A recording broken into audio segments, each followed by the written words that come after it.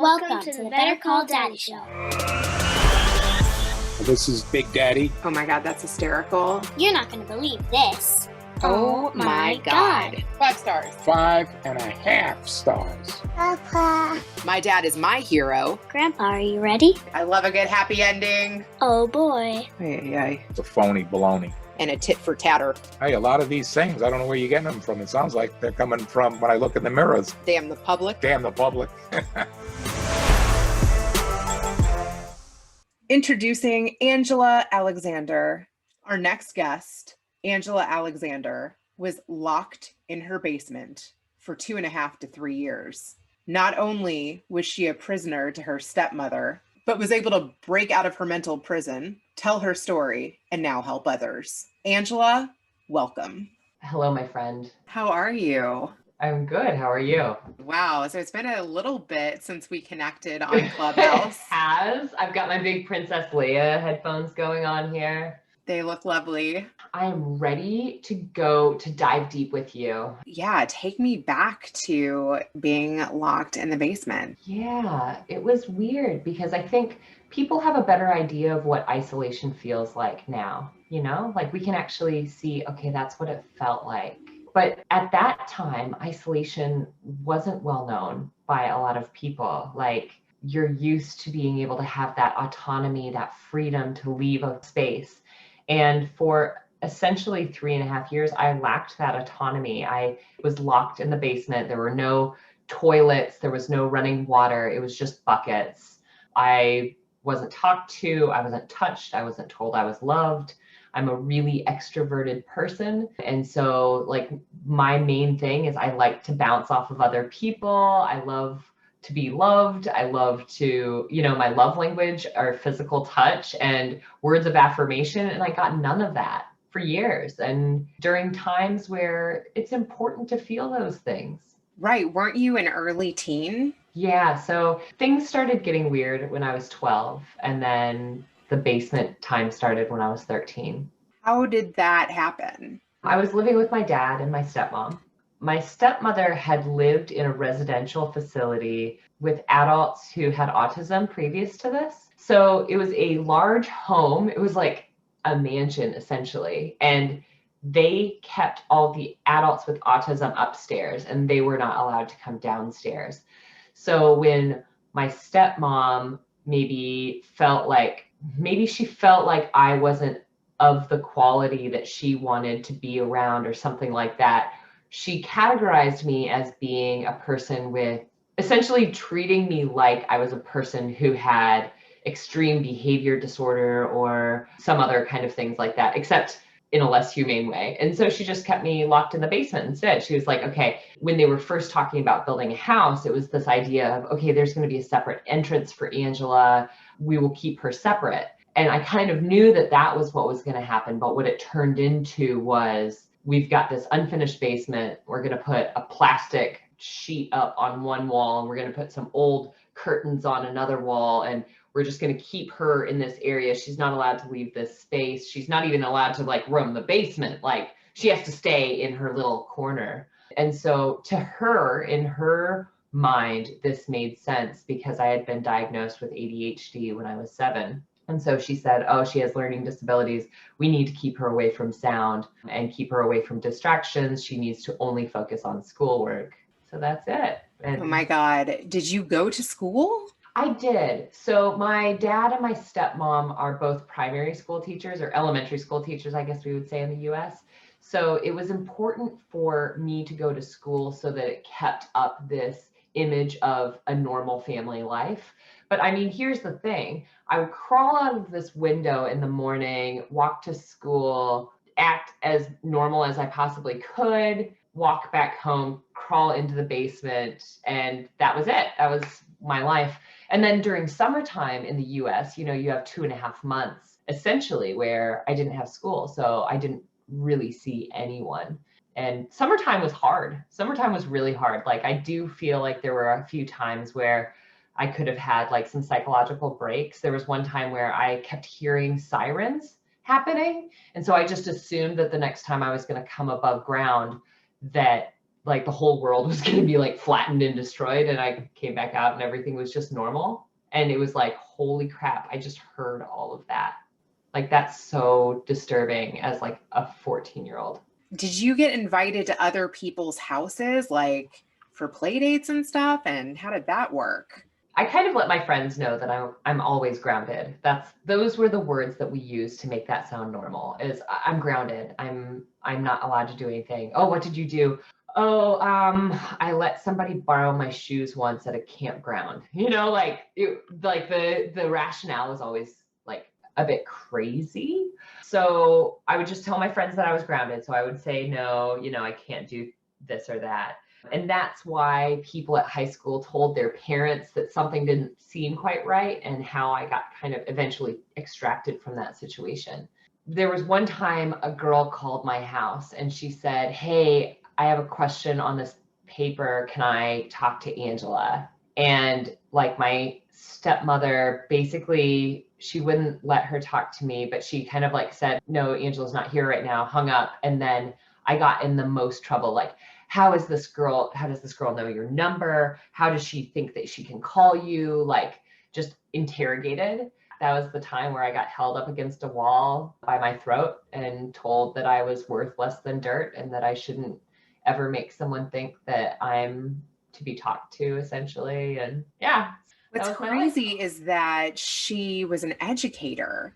Yeah, of young children. Did she ever have trouble with any of her students? I mean, there's a pattern that has occurred here. And I thought that I was the only person in the pattern. And then now being outside of the pattern, other people have contacted me and made me realize that I'm not the first one. I was actually, in some ways, I was the youngest person who's been the most severely abused, but it was mostly adults that she would kind of do some of this isolating to. There was a mother who emailed me once and she was like, "Hey, I read your story online and it actually helps me put a lot of things into context." She said, "My daughter had bladder problems and a learning disability in school. She kept asking to go to the bathroom and your stepmom said no, she could not go to the bathroom and that she needed to sit back down. So her daughter went over and my stepmother was standing up and she pulled her chair out and my stepmother fell onto the ground. Like it was like one of those 1980s pull the chair out, and like the girl wasn't actually trying to like pull a trick on her, but my stepmother was so angry she called the parent in and basically said that children like her daughter should be seen and not heard. She was going to do nothing in life, and just try to tell a principal about it because they were never going to believe her side, right? So I mean, just really toxic. It's really interesting to live a life where somebody wants to break you.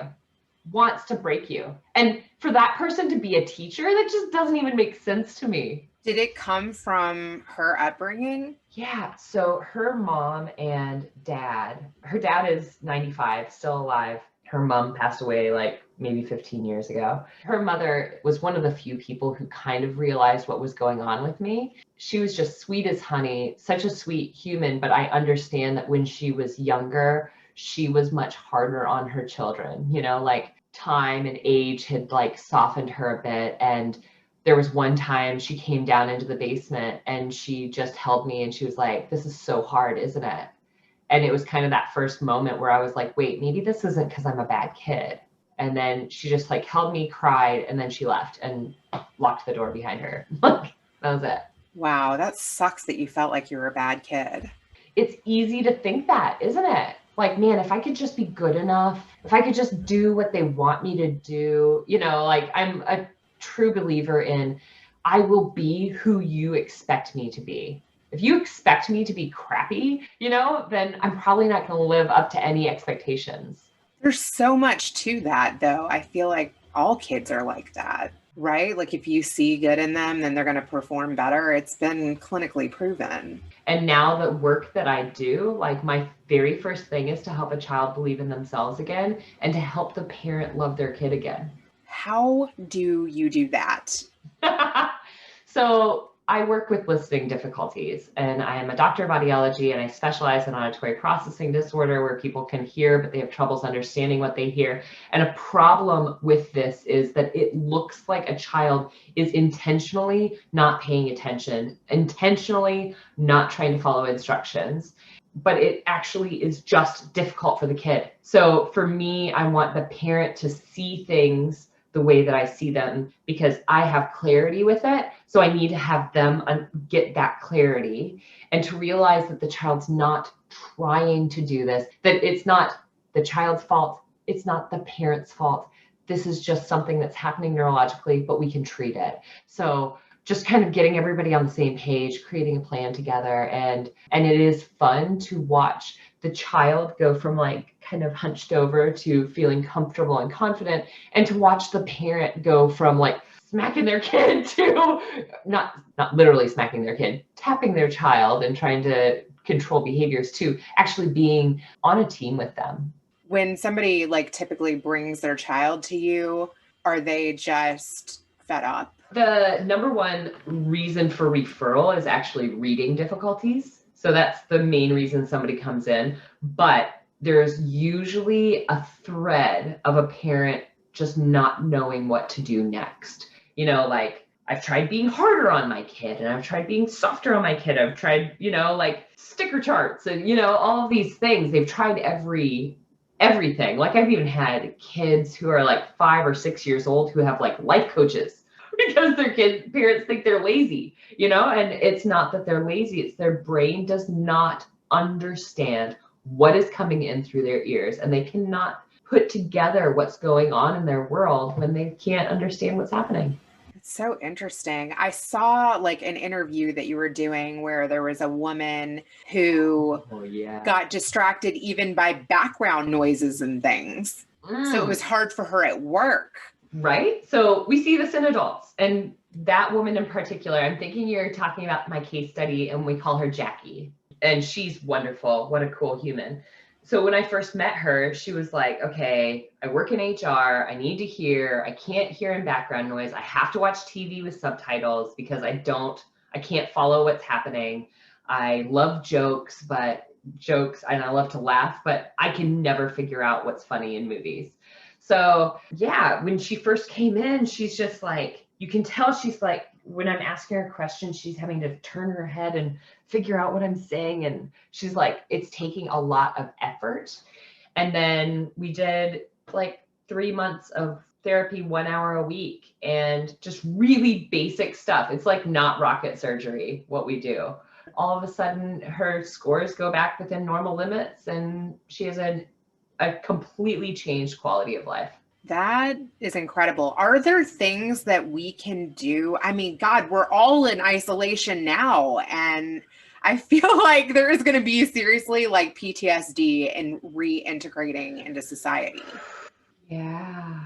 Let me just say from the auditory perspective, some people are finding it easier to be isolated than to always be out in the real world. And then other people are really struggling with that isolation. So if I can just be honest with you from my perspective, especially as an extrovert, if I'm speaking to any extroverts here about what is the best way to like reintegrate yourself in society when you've gone through a long period of isolation. And I would say there's 2 things. Number one, creativity and allowing yourself to be festive with the smallest things ever. Being creative within yourself and even in the small environment you're in. Awesome. And then the second thing I would say is once it is more safe to go out into the public, pushing yourself to do something that's maybe makes you feel a little bit uncomfortable each day, as long as it's relatively safe, just pushing yourself just a little bit, feeling that discomfort, but also doing it. So when I was in New Zealand, we went through 7 weeks of hard lockdown. We did not leave our homes.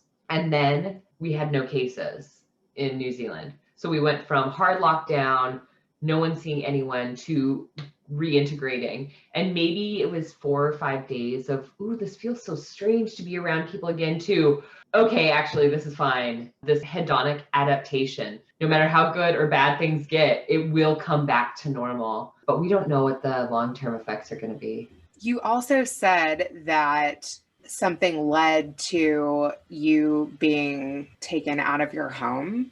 Yeah. Talk to me Yes. about that. Whoa. I had a tight friend group at school who had absolutely no idea what was happening in my life. They had no clue. No one knew that I was locked in the basement. I looked different than my siblings who were at the same school. I had two step siblings that lived upstairs who are younger than me. You know, I had like ratty clothes and I was cutting my hair with dog shears and stuff like that. But so I looked different compared to the other family members. And my friends started kind of talking to each other and talking to their parents. And some of their parents worked at the school, and they started saying something's just not right. And so one Christmas of 1998, one of their mothers stopped me in the library and she said, "I'd really like you to come spend Christmas with us." And I was like, no. I mean, my family would never allow me to go be treated someplace like I was human. Like, no, I don't think I can do that. So that also kind of went into it. On the 10th of January, 1999, I got called into the office. My high school counselor was like, "Hey, I need to talk to you about some things. You should be a part of the National Honor Society, but you're not. Why are you not a part of the National Honor Society?" And I was like, "Oh, I don't have any extracurriculars." She said, "You can use anything." And I'm like, "Oh, I don't really have any." Conversation continued, and she said that I was acting like a battered woman. She was used to working in a battered women's shelter, and the way that I was acting and reacting to the questions she was saying seemed not quite right. And so then she said, "I'm going to call your parents and ask them why you're not on National Honor Society." I was like, "Please don't do it." She was like, "Just going to leave a message on the answering machine. If you don't like it, you can erase it." It's like, I can't erase it. "Why can't you erase it?" "Because I'm downstairs." "Go upstairs." "I can't go upstairs." "Why can't you go upstairs?" I'm like, "The door is locked." She was like, "You're locked in your basement."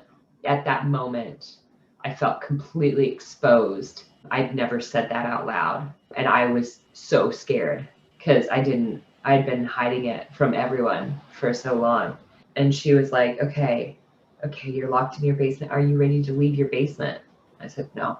So I went back to my class. I'd been in her office for like 3 hours. Like, she just would not let me go. She was like a dog with a bone. She was like, "Okay, I've given you a really shortened synopsis." So then the next day she brought me back in and she was like, "This is a woman I want you to meet, and her name is Michelle, and she's your social worker." Michelle was only like 4 years older than me. She's like 21 years old. I'm 17 at this point.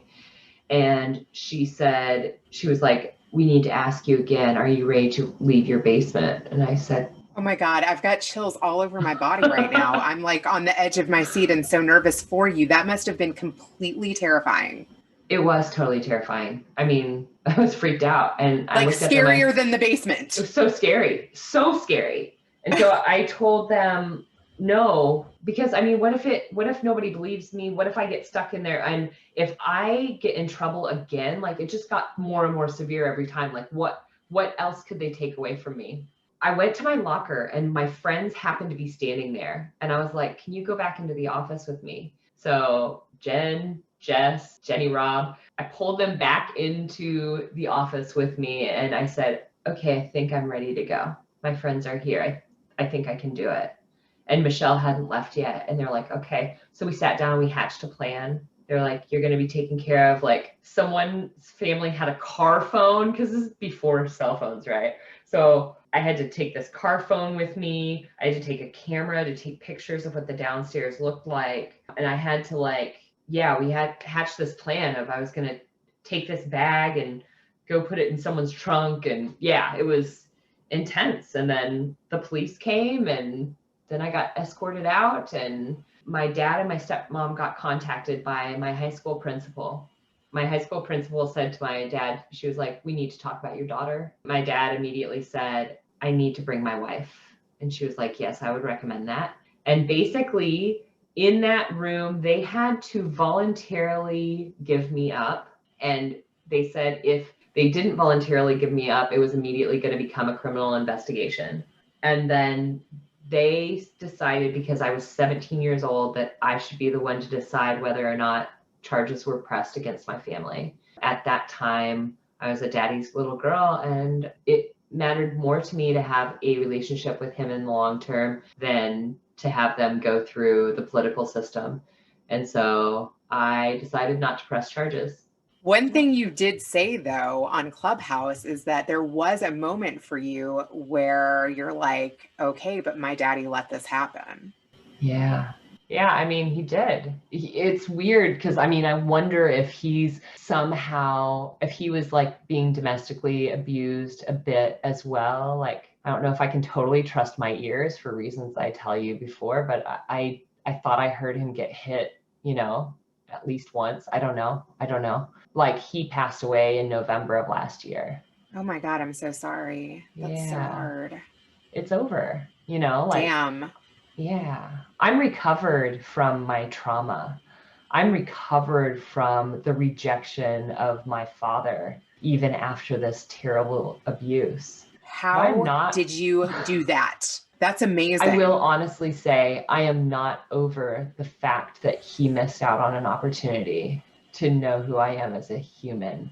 Because as an adult, I'm not that different from who he was. It would have been a lot easier to get over him if he wasn't such a great dad for my first 12 years. He was an awesome dad. He was one of the favorite teachers in our small town, you know, like, which is hard for people to believe. How could this actually have happened? And my dad had, what's the right word? My brother put it perfectly. My dad was dangerously passive. My brother was trying to kill some ants at my dad's house while he was really sick last year. And my dad doesn't even have ant killer. You know, he is so passive. My brother actually messaged me. He was like, our dad was one of the police officers who stood by while George Floyd was murdered. You know, sometimes passivity is so bad that it hurts others. And it hurt you. It did. I mean, one of our roles as a parent is to protect our kids, but he made a choice. Have you ever gotten an apology from your stepmom? No. Let me tell you how I actually recovered, and it's because I put the ball back in my court. And the way that I did it was I went public for this the first time in 2013. I posted on Facebook. It took 7 months for me to hit share. And then I got like 300 shares of my letter that I posted on Facebook. And like back then, 300 shares was unreal. It was crazy. It kind of like went like wildfire. And all of a sudden I had like news agencies contacting me and whatnot. It was unreal. Like, I was so worried that I was going to get rejected by other people. I thought there was going to be a lot more negativity thrown my way. And I could not believe the amount of support that I got. And then I got an email from them and they were like, we're going to need you to take that down. And I said, okay, all right, here's the deal. I will take that down if you do these different things. I sat down and I was like, okay, I'm going to come up with 10 different activities that they could do to simultaneously get to know me now as an adult and make amends for what has happened. So there were 10 items in there. Like, they didn't want me, but they didn't want my mom to have me either. So one of the items was they needed to apologize to my mother for taking away a child that she actually wanted. They needed to explain to me from their perspective what had happened, like why they put me down in the basement. They had to read a couple of books and like give me summaries of how the books made them feel and how they were going to apply it to their daily lives. I was like, you guys are teachers and you can appreciate how much it can help a person evolve to have exercises that push you to think outside of yourselves. So I'm like, all right, if you get all 10 items done, I'm going to take that letter offline. I was having so much fun. My husband was like, what are you doing? And I was like, I'm having fun. This is so cool. You're like, I'm taking control back. Yeah. And then I said, you have 30 days to respond to me with what of these items you are going to complete in the next 12 months. It has already been 13 years. You have had long enough to think about this. You need to tell me what number of items you're going to complete, or I'm going to post this letter on Facebook too. Oh my God, yes. That is amazing. It was one of the best feelings of my life to press send there. And 29 days pass, hadn't heard from them. And then they said, we're going to need more time. We are speaking with our counselor about this. Okay. So very clearly using the word counselor so that I can figure out this is legal counsel or this is a psychologist, right? I was like, you know what? I'm going to give you 15 more days, but you've had plenty of time. We went 15 more days, didn't hear from them. So then I said, I'm going to move on from this, not because you deserve it, but I do. And it was so nice to still have the ball in my court. I have not published that letter online. It is one of my crowning achievements. Wow, I love that. I'm so proud of it. And you know what? Up till his dying day, if he would have gone through and made a concerted effort there, I would have still walked away from even talking about this anymore. But I realized that I did not deserve to be ashamed of it anymore. That really shows that really no matter what parents do to mess up, that their children so badly want to love their parents, which is kind of nice to know. A friend of mine was like, one of the great things as an adult is being able to find your own unique way to screw your kids up. My kid is like, half of her body is on chocolate because that's like all she'll eat. I do feel really grateful that I am fully recovered from this and that I had the ability to be fully recovered before I had a kid. That's a mind F all in and of itself. But people aren't used to a woman being an abuser. Yeah, that is super rare. Like you don't hear about that as much. Mm-hmm. And you never got a why. Funny enough, she actually sent a Valentine's Day card to my brother and included one for me inside it this year for him to send on. And he was like, I didn't think you actually wanted that, did you? And I'm like, no. So I reached out to somebody else who's close to her and they said, yeah, I think she's trying to find gentle ways to reach out. I can completely understand now how someone feels when they've been abused. Like, I love and care for people deeply, and there is not a single shred of emotion that I have in me for her. Wow. Like every moment I want to tell my kid how good she is and how much I love her and how much I value her and how much I believe in her. What a lucky kid she is. She's so much fun. Aww. She is full of beans, I tell ya, full of beans. Wow. And when you moved on and were rescued, what was that next home like? Oh my God, she's amazing. So Kay Kiger is the name of my foster mom. So it was January of my senior year. She worked at the high school and I had been her teacher aide for a short period of time, but I kept quite a lot of adults at a distance. So she didn't know me well. And she was like, we're going to be getting to know each other pretty well, is what she said. And it's like, yeah, that'll be good. She had lost her husband 4 years prior to that, very suddenly from cancer.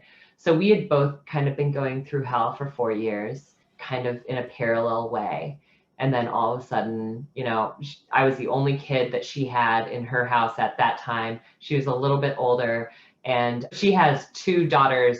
One's an optical physicist and the other one is this orchestra director. And they're like, they've done really well in their lives. So here I am coming along to her and she was like, oh, I'm too old for doing prom planning committees and stuff. But anyway, she was just absolutely my rock and she helped me believe in myself again. She used to tell me, you are such a good kid. I would do the smallest thing, like, you just closed that door so gently, Angela. You are such a good kid. How did I get so lucky to get you? Like over and over, hundreds of times a day, telling me how good I am, telling me how proud she was. And she sat down with me one day and she said, Angela, if I were your mom, I'd want to know where you are right now. I think we should get in contact with your mother. My mom, she had been pushed out of the way in a really toxic fashion right before I went into the basement. She thought I was living a life of privilege. She had no idea I was going through abuse. She had written letters to me, letter upon letter, and they would sit at the top of the stairs. I would never get to read them, but it was just kind of their control thing. Like, there's no way you can get through. It was just this wall. And so she had no idea. She went through a huge bout of depression, not being able to see me or connect with me. In a lot of ways, she was abused too. contacted her in February of 1999, and she and I are both, I mean, we're best friends now. My foster mom too, like That's all wonderful. these women who surrounded me and helped me realize, you know, there are still a lot of good people in the world. I'm so glad you were able to reconnect with your mom. Oh my God. How did she respond to finding out that you were treated that way? It's been so hard. That must have been devastating. Devastating is the exact right word for it. She's so angry and hurt and frustrated and just felt powerless. Like, I can't quite communicate just how severe the mental boundaries were in this family, but I am so glad that delusion can no longer exist when there's only one person who believes the narrative. That is really powerful. And in the work that you're doing now, have you been able to help kids that don't know how to communicate the things that they're feeling and going through? Absolutely. I would not say that I've seen a whole lot of kids that I think are necessarily being abused per se, but I have definitely seen a lot of kids where parents just don't know how to help them anymore and don't know how to like team up with them. And then also I have worked with adults who were previously abused where their parents didn't get them, where they screamed at them every day, you know, like, what's freaking wrong with you? Why can't you understand what I'm saying? You know? And I remember complaints that my dad and my stepmom thought that I wasn't paying attention and that I wasn't following instructions. Like, I would get in such deep trouble for not remembering one instruction, and I don't remember hearing it to begin with. So I think this is something that was difficult for me. I think it's maybe the main reason they got really angry and frustrated with me. Now I get to be on the other side, and I get to be the person I needed when I was younger. That is remarkable. And I'm so glad that you came out on the other side. And wow. Thank you so much for being open to sharing this. Absolutely. It's my pleasure. Okay, so one thing I do that's kind of fun at the end of all of my episodes is I let my interviewees ask my dad a question. Cute. That's awesome. Like, what do you wish your dad could have like known about you? I sent my dad a letter for his birthday. And because my dad and my stepmom cared more about plants than people sometimes, I had it delivered in a plant. I sent my letter to him to say goodbye. And the one thing I wish I had told him about was auditory processing disorder, you know, because this is something that I wish he knew and understood, because it actually makes a lot of things in our lives make more sense. So auditory processing disorder is a hearing difficulty that has less to do with the ears and more to do with the brain. So basically, a person can have normal hearing sensitivity, so they can hear all the beeps when they're nice and quiet, but they have a hard time recognizing, understanding, and remembering what they hear. How can you treat it? Through therapy. So it's something called auditory training. And it's just essentially like leg day, but for your ears. So we put people through a series of exercises, and we can actually fine tune the ability to understand what you hear. I honestly wonder if my dad has ever known anyone that was in a situation like yours. Yeah. And I want to be mindful of your time, but just one more question. Like, what did you think about while you were down there for that amount of time? Like, holy cow, you're creative, you're an extrovert, I'm an extrovert. Like, were you getting creative down there? Oh my God, yeah, definitely. So there was one day where, you know, I had done something, and so I wasn't going to be allowed to crawl out of the basement to watch the 4th of July fireworks. And I was really sad about it at the time. It was only a couple months into the basement. So I made one of those, I took a shoebox and pieces of paper and 2 pencils, and I drew fireworks on them, and I had a flashlight. I put it up through the back part, turned on the flashlight, and pretended that I was looking at fireworks. Yeah, so I was creative with myself. There was one time I went to go into the basement window, and it had closed completely, and I was locked outside, and it was cold, and it was snowing, lots of snow on the ground. And I went to get, like, my dad's truck was sitting there, and I was so relieved when I opened the door. Like, I noticed that it was unlocked. I got into the truck, and I could turn the radio on, and the University of Kansas men's basketball team had a basketball game happening, and I listened to the play-by-play, and it blew my mind. And basically, I lived for listening to Kansas Jayhawk basketball. I would sit there and I would write all of the stats as I was listening to them. Basically, that saved my life. It gave me something else to focus on. And then last January, I published a story about that. And Scott Pollard was one of the players. He heard about it. He played for the NBA. And he contacted me and took me to a basketball game in March of 2020, right before the world changed. And we sat courtside and watched a game together. And what a cool way to go full circle, right? What a beautiful, special moment. I love that. I'm totally going to tag him in this. That's awesome. Yep. Are you able, like, I've interviewed people that have gone to prison for 15 years.